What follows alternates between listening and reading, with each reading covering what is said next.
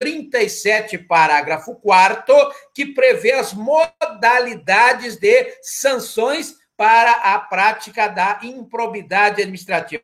Então, nós temos lá a perda da função pública, a ação penal, né, que nós veremos como é que funciona a ação penal, inclusive com a possibilidade do acordo de não persecução penal, acordo de não persecução penal. O acordo de não persecução penal é mais ou menos aquela negociação que é feita nos Estados Unidos, né?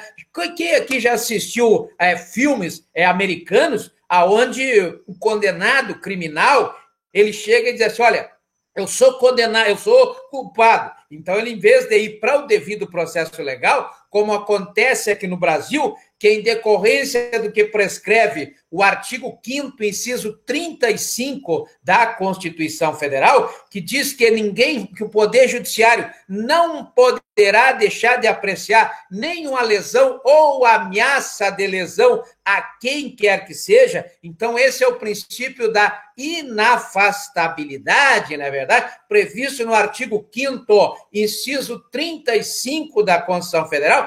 Todos no Brasil vão para o devido processo legal, passam pelo devido processo legal, lá do artigo 5º, inciso 54 da Constituição Federal. Porém, nos Estados Unidos, não. Se o camarada se declarar culpado, ele não vai para o devido processo legal, ele vai direto para o Ministério Público. Ele será apresentado ao Ministério Público e aí vai negociar a pena, né? Comece a prestar atenção nos filmes, aonde o promotor fica ali discutindo com o advogado. Eu quero 10 anos. Aí o promotor, não, eu ofereço 15. Não, dá 12,5. Vamos acertar aqui, vamos fazer 8, vamos fazer 9, vamos fazer 10, né? Então é aquela negociação entre o Ministério Público e o advogado quando o réu se declara culpado. Quando ele se declara inocente, aí ele vai para o devido processo legal. Ou seja, aí ele vai ter aí o seu direito no processo judicial e também no processo administrativo, ao contraditório e à ampla defesa com todos os meios e recursos a ela inerentes, como prevê o artigo 5º, inciso 55 da Constituição Federal. O ministro Moro, naquela lei 13.964, a lei anticrime, lei 13.964 de 2019, tentou emplacar aí o que se chama de Spielbergen, né, verdade? Spielbergen é, na verdade, poder de barganha, né? Uma barganha que se faz aí com o Ministério Público. Mas não deu certo no Brasil, não existe Spielbergen, né? Então, se não existe, a solução, então, é que todos aqueles que forem acusados deverão passar pelo que prescreve o artigo 5º, inciso 35 da Constituição Federal, que é o princípio da inafastabilidade, deverão passar pelo devido processo legal, lá do artigo 5º, inciso 54 da Constituição Federal. E ali deverá se fazer a prova, né? Deverá se fazer a prova, e se fizer a prova de que o particular, ele se beneficiou, né? Ou ele induziu o agente público, ou ele concorreu com o agente público para que existisse aquele fato, aí ele também será condenado por improbidade administrativa, independentemente, logicamente, da condenação civil, se ele, logicamente, causou dano a outra pessoa, porque a improbidade administrativa, o dano é só contra a administração pública. O sujeito passivo da improbidade administrativa é a administração pública. Ou se for um crime, logicamente, aí vai responder criminalmente. Criminalmente é o que poderá acontecer, né? É o que poderá acontecer quando a pessoa cometer qualquer desses atos enumerados, tanto no artigo 9º, quanto no artigo 10, quanto no artigo 10A, quanto no artigo 11, né? Quanto no artigo 11, que nós teremos aí, então, a prática desses atos que poderão demandar tanto na responsabilização desse sujeito passivo, tanto na esfera administrativa, quanto na esfera civil, quanto na esfera criminal, de forma independentemente. Agora nós veremos aqui o dilema da sucessão, né? O dilema da sucessão. Sucessão está lá, como eu já disse, no artigo 1784 da Lei 10.406 de 2002, né? E o artigo 8º da Lei 8.429 de 92, o artigo 8º da Lei 10.400, aliás, da 8.429 de 92, 8.429 de 92, traz lá a sucessão, ou seja, aquelas pessoas que ocupam cargos públicos, são servidores públicos, são agentes públicos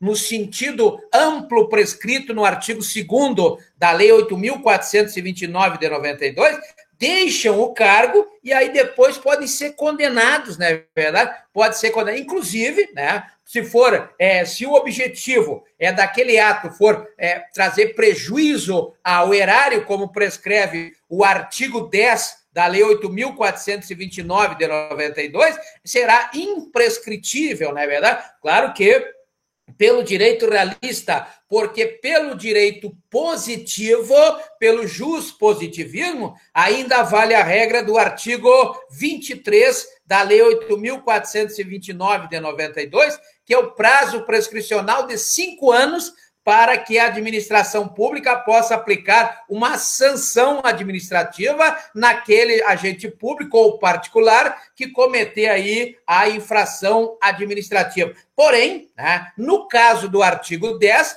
por decisão do recurso extraordinário 852.475, o STF entendeu que não tem prazo. Então, é imprescritível, né, essa busca aí pela aplicação da sanção, o que segue a linha aí da Lei 9.873, não é verdade? Muito bem, então temos aí, o que é o sucessor? O artigo 8º da Lei 8.429 de 92 diz que o sucessor daquele que causar, olha bem, que causar lesão ao patrimônio público, que é, na verdade, prejuízo ao patrimônio público. Então, veja que a lei já traz outra palavra, outra expressão, lesão ao patrimônio público, né? Ou se enriquecer ilicitamente. Olha o artigo 9º aí. Enriquecer ilicitamente está sujeito às cominações desta lei até o limite do valor da herança. O que é isso? Na verdade, as cominações, nós vimos ontem, está lá no artigo 12 da Lei 8.429 de 92, que nós veremos daqui a pouco, não é verdade? Que a perda da função, né? Temos aí a ação penal, temos aí o ressarcimento ao erário, o ressarcimento dos bens e valores ao erário, não é verdade? Temos aí a suspensão dos direitos políticos, suspensão dos direitos políticos, não é verdade? Então, temos aí, na verdade, várias medidas, várias sanções em espécies que serão aplicadas naqueles que cometerem a improbidade administrativa. Mas como é que funciona esse artigo 8º? Quem é que paga a dívida daquele que morre? Quem é que paga a dívida do decujus? Quem é que paga a dívida do decúgio? Quem é que é o responsável por pagar a dívida do decúgio? Será que quando a pessoa morre as dívidas somem?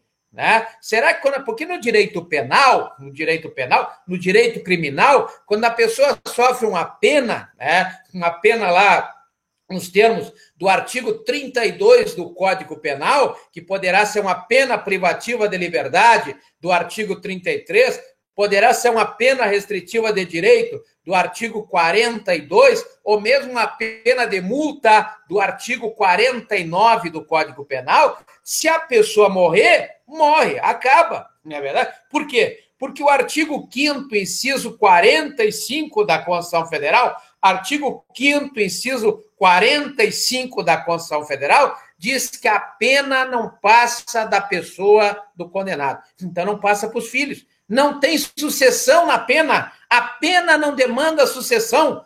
Ou seja, se a pessoa está cumprindo pena 20 anos, aí ela cumpre 10 anos e morre, não é verdade? O Estado não vai chamar o filho dela para cumprir o resto da pena, né? Porque a pena não passa da pessoa do condenado.